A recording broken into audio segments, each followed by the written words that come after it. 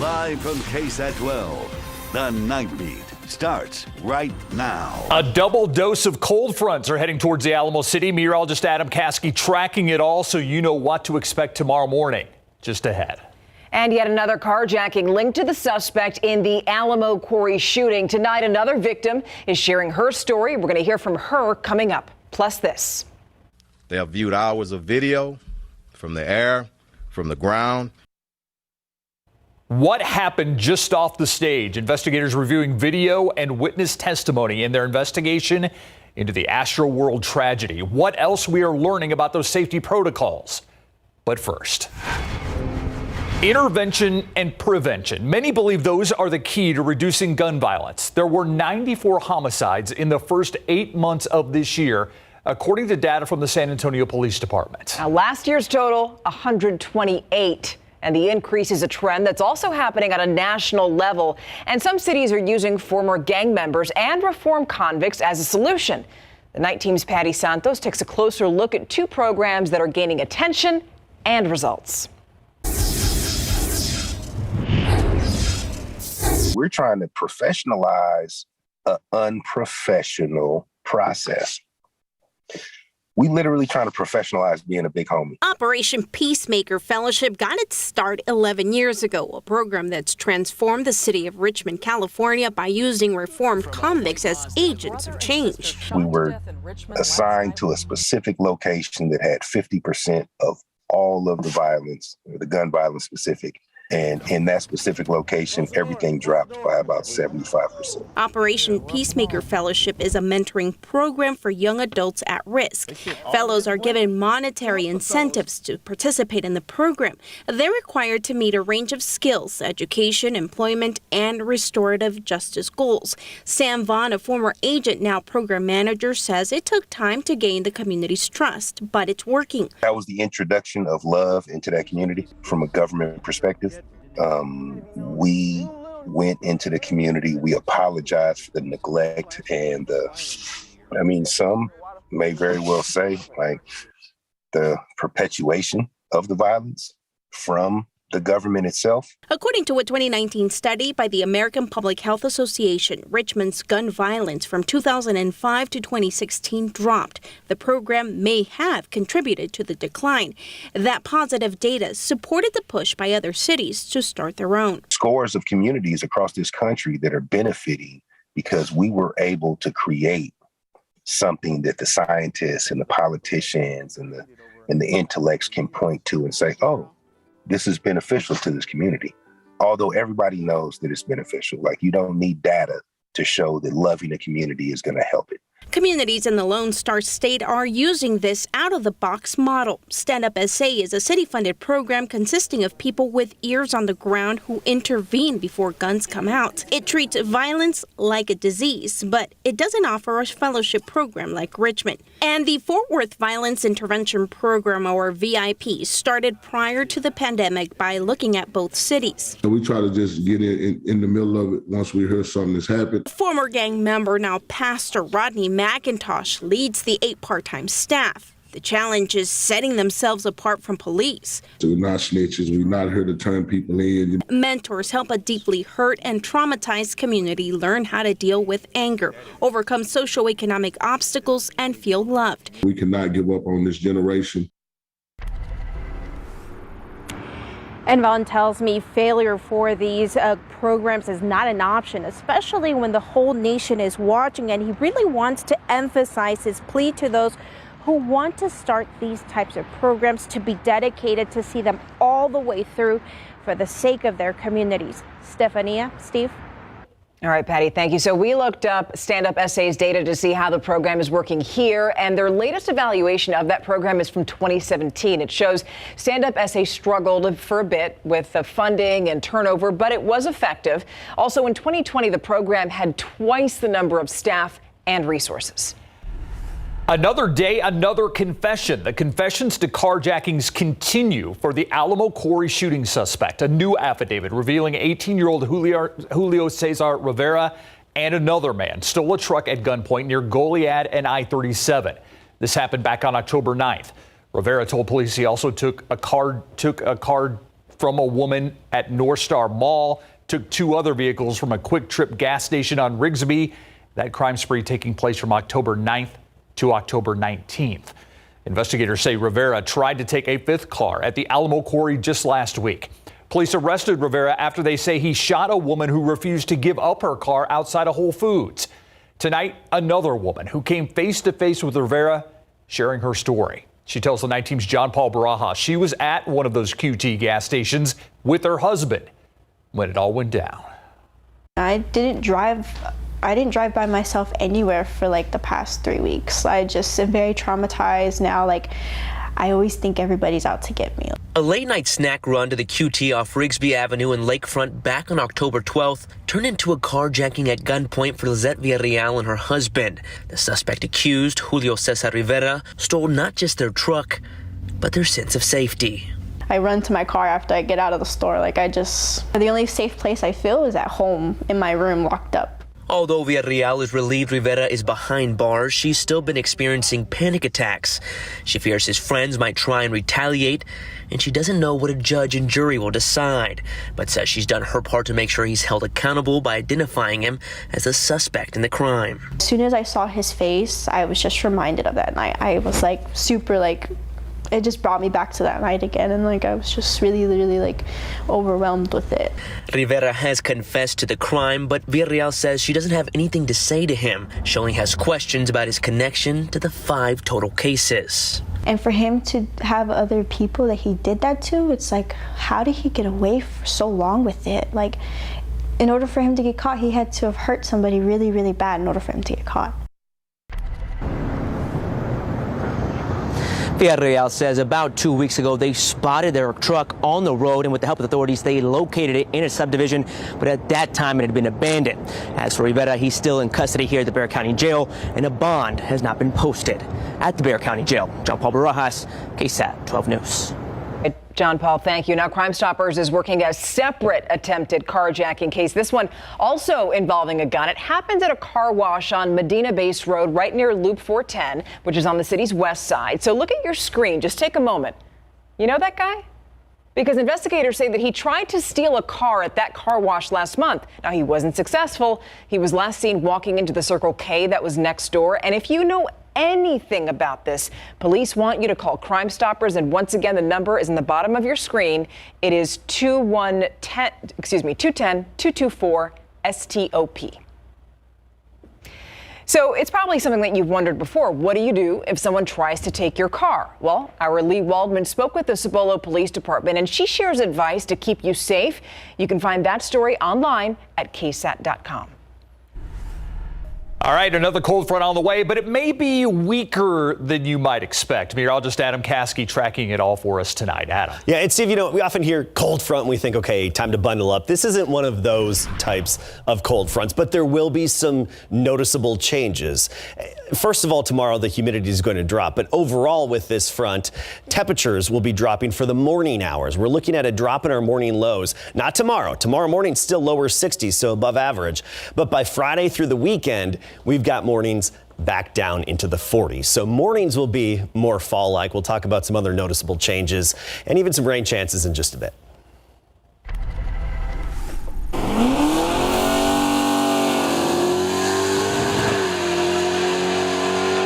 The idea is to take racing off the streets and onto a racetrack, an effort the San Antonio Police Department hopes they can achieve with the help of car clubs and other groups. Tomorrow on the Nightbeat, we're going to visit a local racetrack that is offering incentives to get racers to do all this at safer places.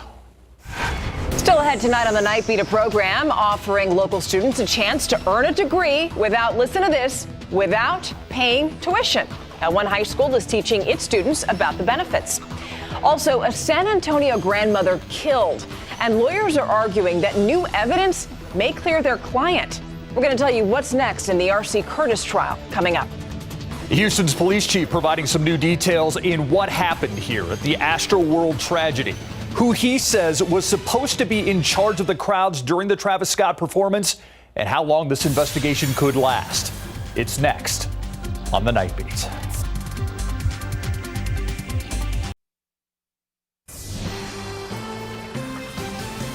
There's a lot of talk about security and safety plans at Astroworld. Houston's police chief says that more than double the amount of officers work the festival compared to 2019. However, we still don't know how many private security guards were actually inside that event. A crowd surge during a Travis Scott performance is believed to have killed 8 people. At least 2 concert goers still in critical condition tonight. The Houston police chief says that organizers should have secured 2 mosh pits in front of the stage where the artist was performing.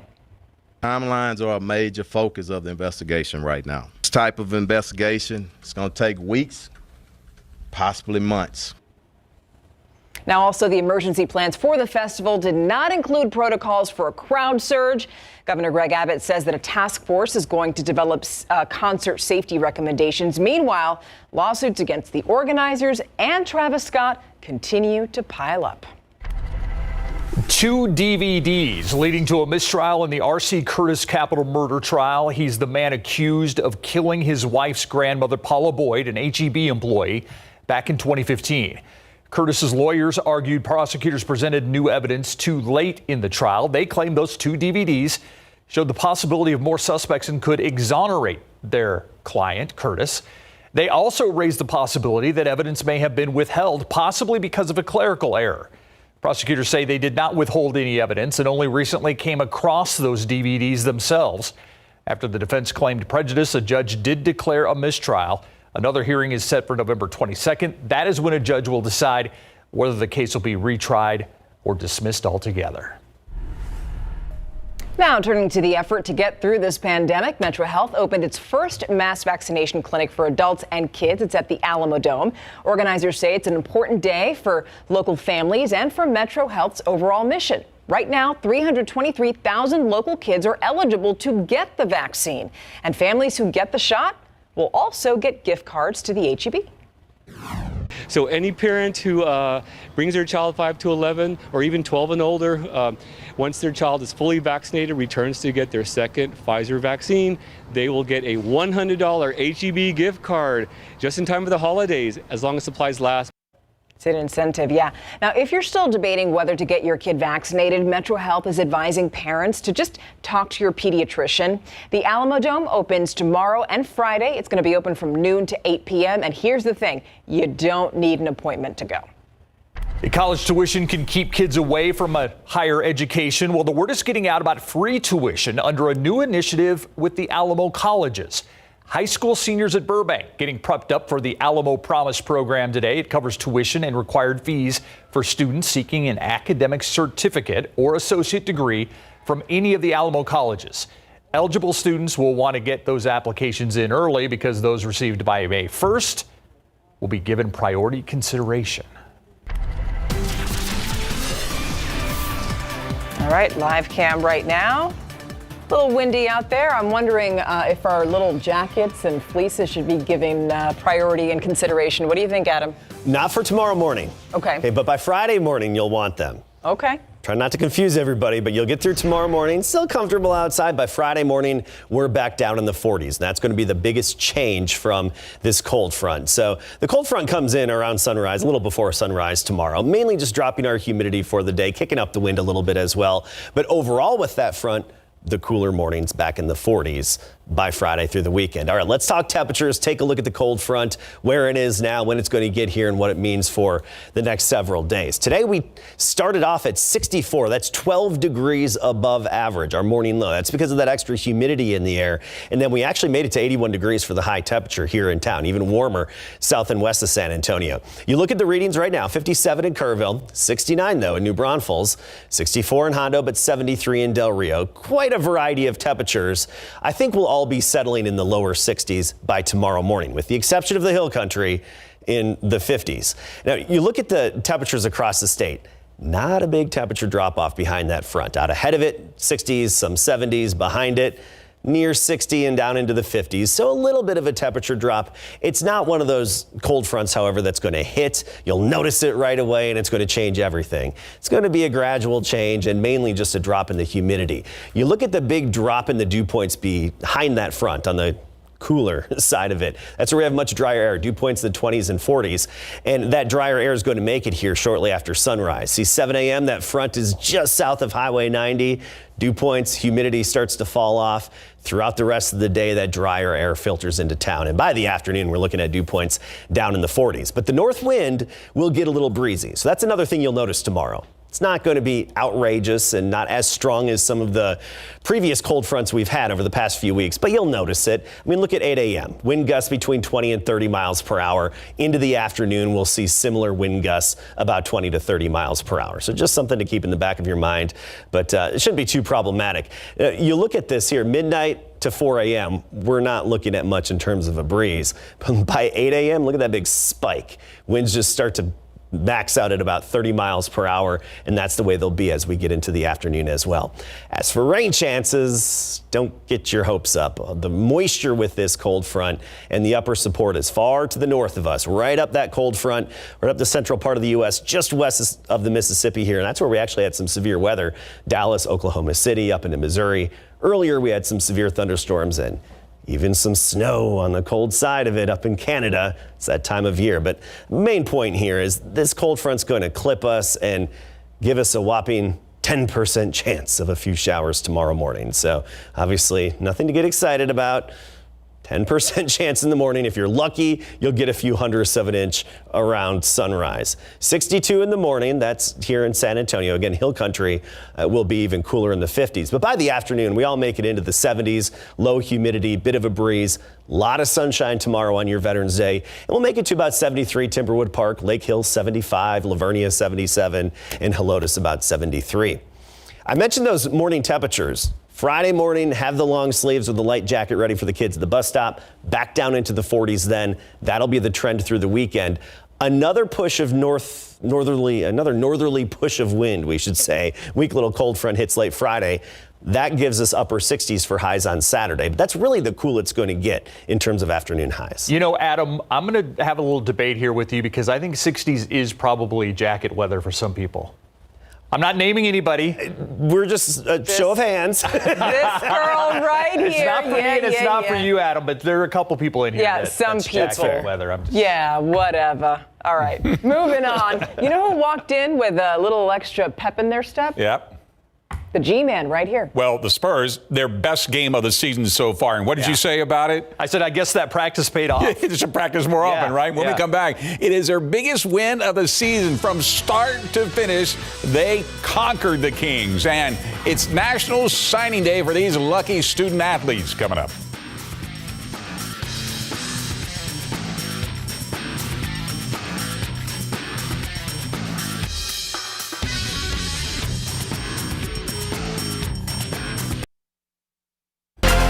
All right, the Spurs had to practice to try and work on two things, their defense and closing out. Let's see how that works out tonight against Sacramento Kings at home. And the offense is clicking. That doesn't hurt either. Keldon Johnson with the first shot of the game from the wing. It's a three. That's good. This is a sign of things to come. Devin Vassell with back-to-back threes, first from the top of the arc and then from the right side to put the Spurs up by 19. It was a 34-20 lead after one. The hot shooting from downtown continuing the second. Lonnie Walker, the fourth, connects from the right corner. Then DeJounte Murray from the left corner finds the bottom of the net. Spurs' largest lead was 22. 6 different Spurs hit at least 1 3 in the first half. Spurs 11 of 19, 58% from behind the arc, 71-54 San Antonio going into the third. The Kings would cut that lead down to 10 thanks in a large part to De'Aaron Fox, but the Spurs don't fold. Vassell with the 15th three of the game for the Spurs, a season high, pushing the lead back up to 16.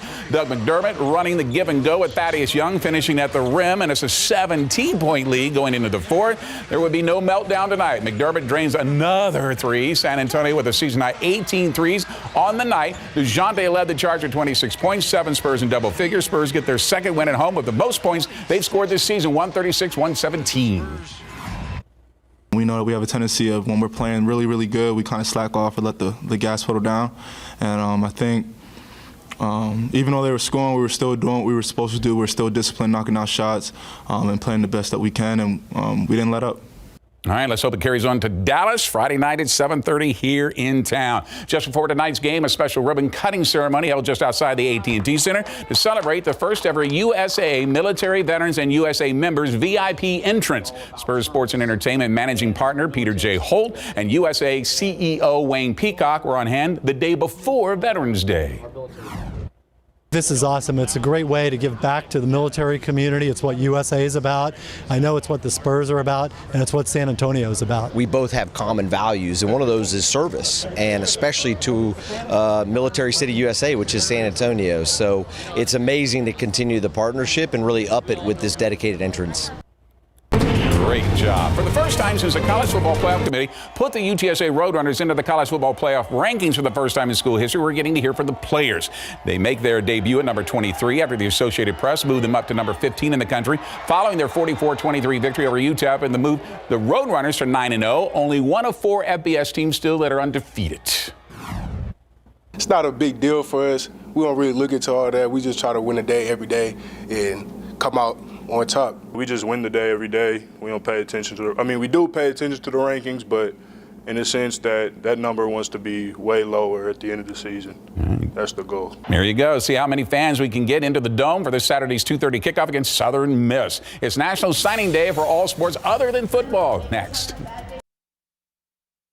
It's National Signing Day for all sports other than football, where high school student athletes sign on the dotted line and what colleges or universities will be attending and continue playing their sport. Over at Wagner High School, Austin Nunez is ready to head to Arizona State to play basketball. Just down the street, Judson softball star Keely Williams signed her letter of intent to play for Texas A&M at Schertz Park. And over at O'Connor tonight, as many as 5 athletes are advancing, including Leanne Good, who will be suiting up for the Texas Longhorns in softball.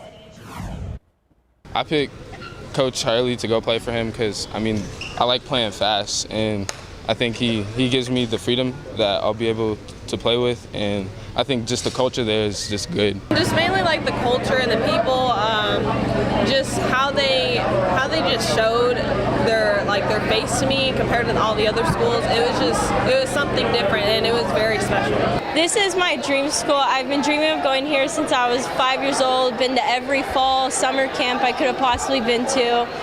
It's dreams into reality. That's what I can put it as. I've never been more excited. That is awesome. Now, one of our first stops this morning was at Brandeis High School, where as many as 10 student athletes were headed to college, 4 to Division I schools, with Carly Ferris and Jalen Gibson headed to TCU for volleyball, Jalen Flores off to Texas for baseball, and Tave Lodman to Texas Tech for soccer. Super exciting. It's been a long time waiting since freshman year. I committed April of my freshman year, so it's been a long time, just a waiting game, and I'm excited to get up there in January and get ready. It was an easy decision. Honestly, it felt like home. As soon as I took my visit, all the guys took me in, and I just believed that got at a place that was for me. Congratulations to everybody. The high school football playoffs start this week. Here, the games will be broadcasting first on KSAT 12.2, the BGC app as well, the big game, New Bravos and Johnson. And there's another long list of games that will be just available on the BGC app, including Fredericksburg and Somerset, live on that app. So you can actually watch the games, go to another game if you want to, and watch another game while you're sitting in the stands. Yeah. Very nice. A lot of options, Greg. Very good, Will. Very good. Thank you. We'll be right back after this. All right, I know you've been thinking about this. This is a check it out kind of thing, right? Last night on the Nightbeat, we told you about that diamond bracelet that was once owned by Marie Antoinette that was going up for sale. Well, listen to this. Just sold for a total of $8.2 million. Now, auctioneers predicted that it would fetch up to $4 million, but look, it sold by more than twice that. That bracelet has almost 150 carats in diamonds. Now, during the French Revolution, Marie Antoinette sent them out of the country for safekeeping. And obviously, it worked. $8 million. It's a lot of diamonds, lots of bling, lots of bling. I'd be too worried about it. I just couldn't afford it. No, I couldn't afford it either, but that's what I mean. If I spent $8 million, I'd be just way too worried about it. Yeah, for sure. Didn't just to have the one some. who said let them eat cake? Yeah, that's been reported, but she didn't actually say that. She didn't really say that. Okay. She's reported to have said that. Either way, I bet insuring that thing is like $1,000 a month just to get insurance on it if you're ever going to wear it out. Imagine. Jeez. Yeah. GMSA at 4:30 in the morning. Have a great night. What was that?